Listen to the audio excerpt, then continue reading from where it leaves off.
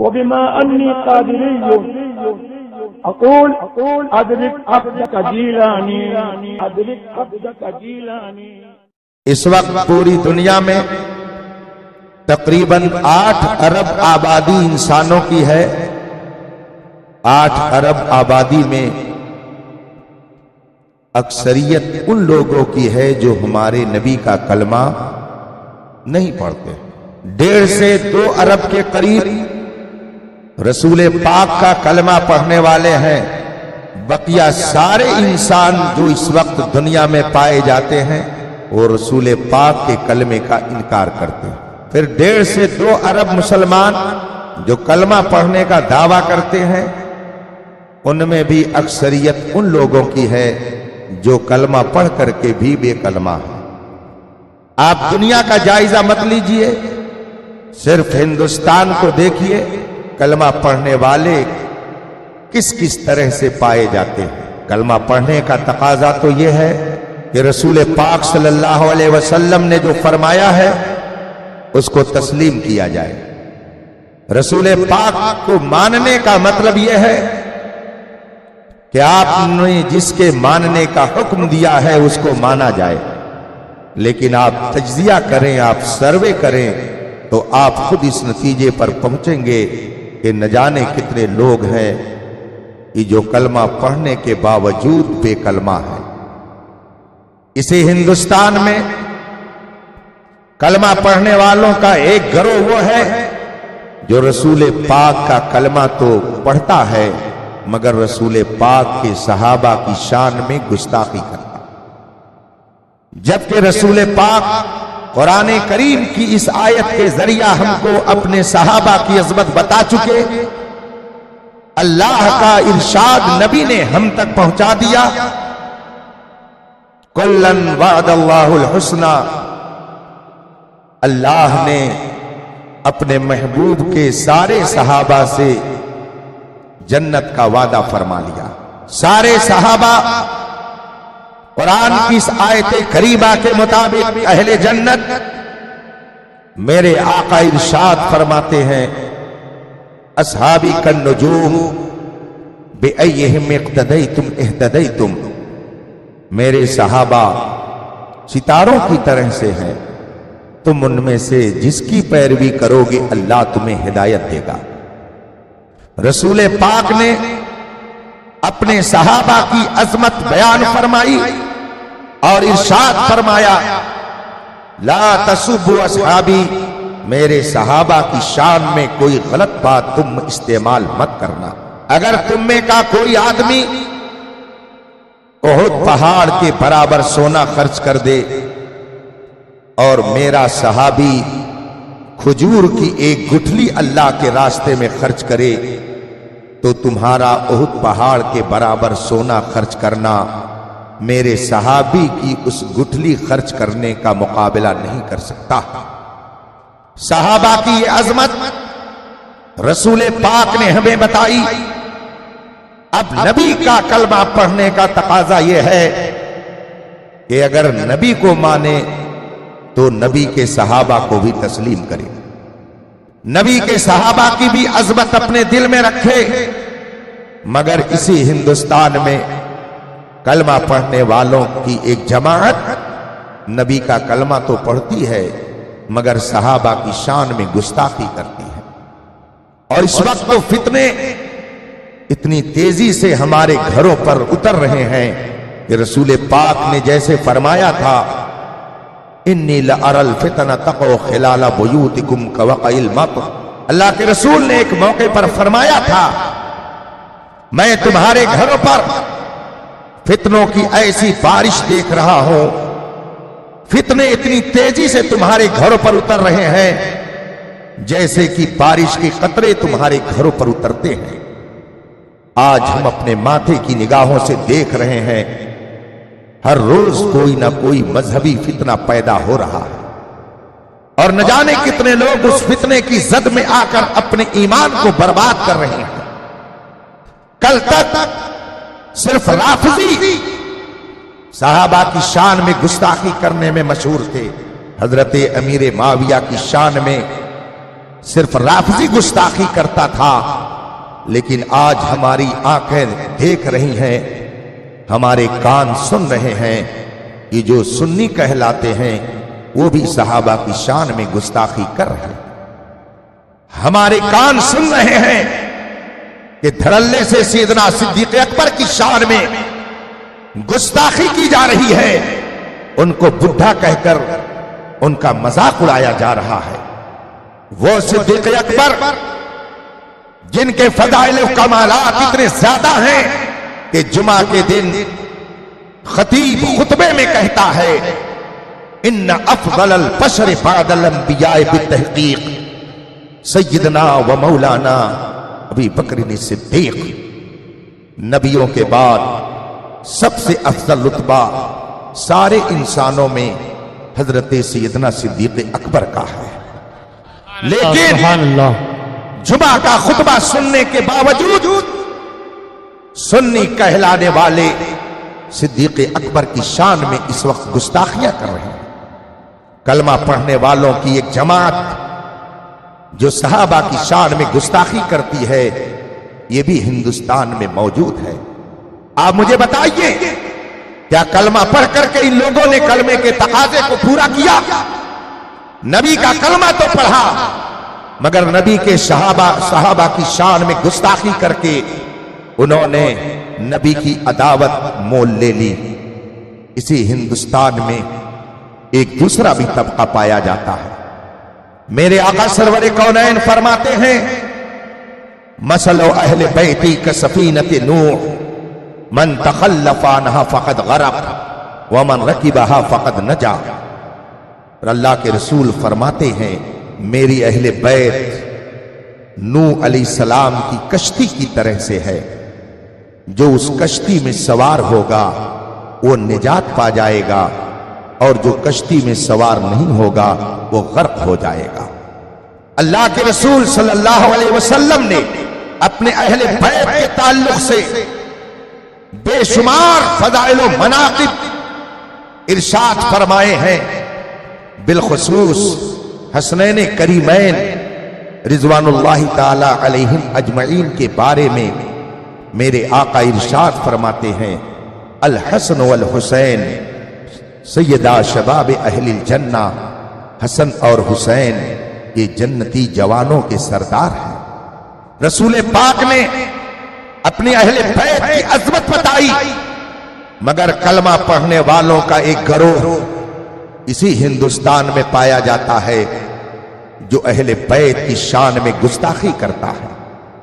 حضرت امام علی مقام کے بارے میں اپنی تقریر میں کہتا ہے کہ حسین غلطی پر تھے، انہیں کربلا جانے کی ضرورت کیا تھی؟ وہ گئے تھے تو دین بچانے کے لیے نہیں، بلکہ اپنا اقتدار بچانے گئے تھے، اپنی حکومت کے لیے گئے تھے۔ ہندوستان میں یہ طبقہ بھی پایا جاتا ہے۔ مجھ سے زیادہ آپ دنیا کے حالات سے آگاہ ہیں۔ اسی بمبئی کی سرزمین پر ایک خارجی صفت نے دھڑلے سے اپنی تقریر میں کہا یزید حق پر تھا، اسے امیر المومنین ماننا چاہیے، اسے رحمت اللہ علیہ کہنا چاہیے، حسین کو کربلا جانے کی ضرورت کیا تھی؟ یہ طبقہ بھی اسی ہندوستان میں پل رہا ہے، بڑھ رہا ہے اور پایا جاتا ہے۔ اسی ہندوستان میں کلمہ پڑھنے والے یہ لوگ بھی پل رہے ہیں۔ بتائیے کیا انہوں نے نبی کے کلمے کا تقاضا پورا کیا؟ رسول پاک ارشاد فرماتے ہیں العلماء ورثۃ الانبیاء، علماء انبیاء کے نائب ہیں۔ میرے بعد نبوت کا سلسلہ بند، مگر کار نبوت اور منصب نبوت کی ذمہ داریاں اب میرے بعد میرے نائبین علماء اٹھائیں گے، اور قیامت تک ان علماء کے ذریعہ دین چلتا رہے گا۔ رسول پاک ارشاد فرماتے ہیں العلماء ورثۃ الانبیاء، علماء نبیوں کے وارث اور ان کے نائب ہیں۔ اللہ کے رسول صلی اللہ علیہ وسلم نے نہ جانے کتنے مقام پر علماء حق کی عظمت کو بیان کیا۔ قرآن پاک ارشاد فرماتا ہے هل يستوي الذين يعلمون والذين لا يعلمون کیا وہ لوگ جو علم والے ہیں اور جن کے پاس علم دین نہیں ہے کیا دونوں برابر ہو جائیں گے؟ قرآن پاک ارشاد فرماتا ہے هل يستوي الاعمى والبصير، کیا بینا اور نابینا دونوں کا درجہ ایک ہو جائے گا؟ قرآن پاک اور احادیث کریمہ میں رسول پاک کے ذریعہ علماء حق کی عظمت کو اجاگر کیا گیا، مگر اسی ہندوستان میں کلمہ پڑھنے والوں کی ایک جماعت ایسی ہے جو کہتی ہے ہم ملا اور مولوی کے فتوے پر نہیں چلتے۔ ان کا کہنا ہے ہمیں ملا کی ضرورت نہیں ہے، ہمیں اللہ کی ضرورت ہے، ہم ملاؤں کے فتوے پر نہیں عمل کرتے، ہم ملاؤں کے دین کو نہیں سمجھتے۔ کلمہ پڑھنے والے ایسے لوگ بھی اسی ہندوستان میں پائے جاتے ہیں۔ آپ مجھے بتائیے کیا ان کلمہ پڑھنے والوں نے نبی کے کلمے کا تقاضا پورا کیا؟ اسی ہندوستان میں وہ لوگ بھی پائے جاتے ہیں جو نبی کا کلمہ پڑھتے ہیں مگر نبی کریم صلی اللہ علیہ وسلم کے علم پر نکتہ چینی کرتے ہیں، جبکہ قرآن ارشاد فرماتا ہے اے میرے محبوب آپ کا مقام یہ ہے کہ وَعَلَّمَكَ مَا لَمْ تَكُنْ تَعْلَمْ، جو نہیں جانتے تھے اللہ نے تجھے سب عطا کر دیا، سارا علم دنیا اللہ نے تمہیں دے دیا ہے۔ قرآن کی اس آیت سے ثابت ہوا کہ نبی سے دنیا کی کوئی شے پوشیدہ نہیں ہے، مگر کلمہ پڑھنے والی ایک جماعت کہتی ہے کہ نبی کو تو پیٹھ پیچھے کی بھی خبر نہیں ہے۔ آپ مجھے بتائیے کیا ایسے لوگوں نے نبی کے کلمہ پڑھنے کا تقاضا پورا کیا؟ کلمہ پڑھنے والوں کی ایک جماعت اسی ہندوستان میں پائی جاتی ہے جو نبی کا کلمہ تو پڑھتی ہے۔ میرے آقا ارشاد فرماتے ہیں ان اللہ حرم علی الارض ان تاکل اجساد الانبیاء فنبی اللہ حی یرزق، اللہ نے زمین پر حرام کر دیا کہ وہ نبی کے جسم کو کھائے، اس لیے اللہ کا ہر نبی زندہ ہے۔ رسول پاک یہ فرمائیں، مگر کلمہ پڑھنے والوں کی ایک جماعت اسی ہندوستان میں پائی جاتی ہے جن کا کہنا ہے کہ نبی مر کر مٹی میں مل گئے، نبی اب تمہیں کیا دے سکتے ہیں، ان کا تمہارے اوپر اب کوئی حق نہیں ہے۔ کلمہ پڑھنے والے یہ لوگ بھی ہندوستان میں پائے جاتے ہیں۔ اللہ کے رسول فرماتے ہیں لا نبی بعدی ولا فخر، میرے بعد اب قیامت تک کوئی نبی نہیں آئے گا مگر اس منصب پر مجھے کوئی فخر نہیں ہے۔ قرآن ارشاد فرماتا ہے وخاتم النبیین، میرے محبوب سارے نبیوں کے خاتم اور آخر ہیں، اب ان کے بعد میں کسی کو نبی نہیں بناؤں گا۔ مگر کلمہ پڑھنے والوں کی ایک جماعت اسی ہندوستان میں پائی جاتی ہے جو کہتی ہے کہ رسول پاک کے بعد بھی دوسرا نبی آ سکتا ہے۔ آپ مجھے بتائیے کیا کلمہ پڑھنے والوں نے کلمے کے تقاضے کو پورا کیا؟ قرآن ارشاد فرماتا ہے وَمَنْ أَصْدَقُ مِنَ اللَّهِ قِيلًا، اللہ سے بڑھ کر کس کی بات سچی ہو سکتی ہے؟ اللہ سے بڑھ کر سچا کون ہو سکتا ہے؟ مگر کلمہ پڑھنے والوں کی ایک جماعت اپنی کتاب میں لکھتی ہے کہ اللہ بھی جھوٹ بول سکتا ہے، اللہ بھی معاذ اللہ کذب کا ارتکاب کر سکتا ہے۔ کلمہ پڑھنے والوں کی یہ جماعت بھی ہندوستان کے اندر پائی جاتی ہے۔ میں کس کس کو گناؤں، ایک ایک کر کے ان جماعتوں کو بے نقاب کر سکتا ہوں کہ جو کلمہ کی آڑ میں شہر دکھائے، زہر پلائے، قاتل ٹائم شوہر کش، اس مردار پہ کیا للچانا۔ دنیا دیکھی بھالی ہے، اس دنیا میں اور اس ہندوستان میں اتنے سارے کلمہ پڑھنے والے پائے جاتے ہیں۔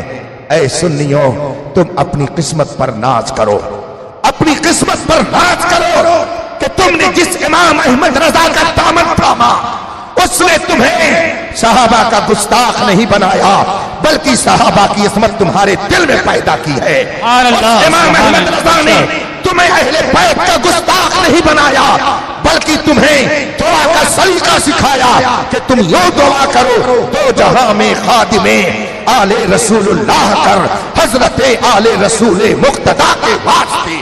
اس نے تمہیں علماء کا گستاخ نہیں بنایا بلکہ علماء کی عظمت سکھا کر کے تمہیں یہ بتا دیا کہ جو علماء حق ہیں ان کے دامن سے وابستہ رہو گے تو تمہارے ایمان کی حفاظت ہوتی رہے گی۔ اس نے یہ نہ بتایا کہ حضور کے بعد بھی نبی آ سکتا ہے، اس نے یہ بتایا کہ محمد عربی آخری نبی ہے، اب قیامت تک رسول پاک کے بعد کوئی نبی نہیں آ سکتا ہے۔ اس نے تمہیں کتابوں کے ذریعہ یہ سمجھایا کہ خداوند قدوس ہر عیب سے پاک ہے، جھوٹ ایک عیب ہے، جو عیبی ہو وہ خدا ہو ہی نہیں سکتا ہے۔ اس دنیا میں جتنے کلمہ پڑھنے والے کلمے کی آڑ میں اسلام کے عقیدے کو برباد کر رہے تھے، امام احمد رضا نے سب سے متنبہ کرتے ہوئے فرمایا، سونا جنگل رات دھیری چھائی لکڑی کالی ہے، سونے والوں جاگتے رہیو، چوروں کی رکھوالی ہے۔ کل چور آتا تھا تو کٹاری لے کر آتا تھا، تلوار لے کر آتا تھا، کٹا اور بندوق لے کر کے آتا تھا، تمہارے گھروں پر حملہ کر کے تمہارا پیسہ لے کر کے جاتا تھا۔ مگر آج چور جبہ و دستار میں آ رہا ہے، قرآن لے کر آ رہا ہے، حدیث لے کر آ رہا ہے، قرآن کی تفسیر لے کر کے آ رہا ہے۔ اس لیے امام احمد رضا نے تمہیں متنبہ کرتے ہوئے فرمایا، یہ جو تم کو بلاتا ہے یہ ٹھگ ہے، مار ہی رکھے گا، یہ ٹھگ ہے۔ نہ جانا حضرت زاہد کے تسبیح و مصلی پر بڑے چلتے ہوئے حضرت ان کو ہم سمجھتے ہیں۔ آپ مجھے بتائیے کہ اگر آپ نے کلمہ پڑھ کر کے یہ عقیدہ بنا لیا کہ حضور پاک کے بعد بھی نبی آ سکتا ہے، ایمان دو سے بتائیے گا کیا آپ مسلمان رہ جائیں گے؟ کیا آپ کا ایمان رہ جائے گا؟ اگر آپ یہ عقیدہ بنا لے کہ خدا جھوٹ بول سکتا ہے تو کیا آپ کا عقیدہ درست رہ جائے گا؟ آج بہت دھڑلے سے لوگ کہہ دیتے ہیں سب کا خدا ایک، سب کے نبی ایک، سب کا قرآن ایک، آخر یہ الگ الگ بٹے کیوں ہیں؟ آپ نے سمجھا نہیں، جو کہتے ہیں وہ خود بھی گویا سمجھتے نہیں ہیں۔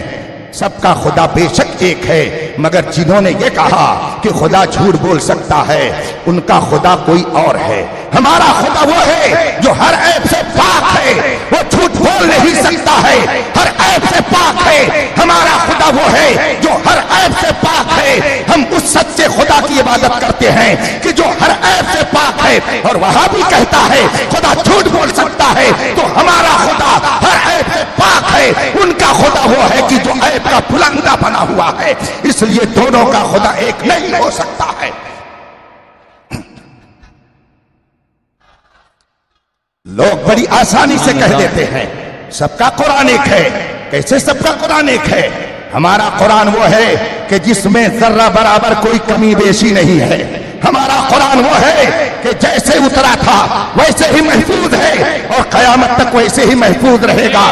مگر رافضی کہتا ہے کہ قرآن 40 پارہ تھے، 30 پارے محفوظ ہیں، 10 پارے کو ختم کر دیا۔ اب یہ بتائیے دونوں کا قرآن ایک کیسے ہو گیا؟ ہمارا قرآن وہ ہے کہ جس میں کسی طرح کی کوئی تبدیلی نہیں ہو سکتی ہے۔ رافضی کا قرآن وہ ہے جس میں تبدیلی کر دی گئی، تو دونوں کا قرآن ایک کیسے ہو گیا؟ لوگ کہتے ہیں سب کا نبی ایک ہے، بے شک سب کا نبی ایک ہے، لیکن جو یہ کہے نبی وہ ہے جو مر کر مٹی میں مل گئے، جو یہ کہے کہ نبی کو پیٹھ پیچھے کی خبر نہیں ہے، وہ ان کا نبی ہوگا۔ ہمارا نبی تو وہ ہے کہ تو زندہ ہے واللہ، تو زندہ ہے واللہ، میرے چشم عالم سے چھپ جانے والے، ان کا نبی وہ ہے کہ جن کو پیٹھ پیچھے کی خبر نہیں۔ ہمارا نبی وہ ہے کہ اور کوئی غیب کیا تم سے کہا ہو بھلا، جب نہ خدا ہی چھپا تم پہ کرو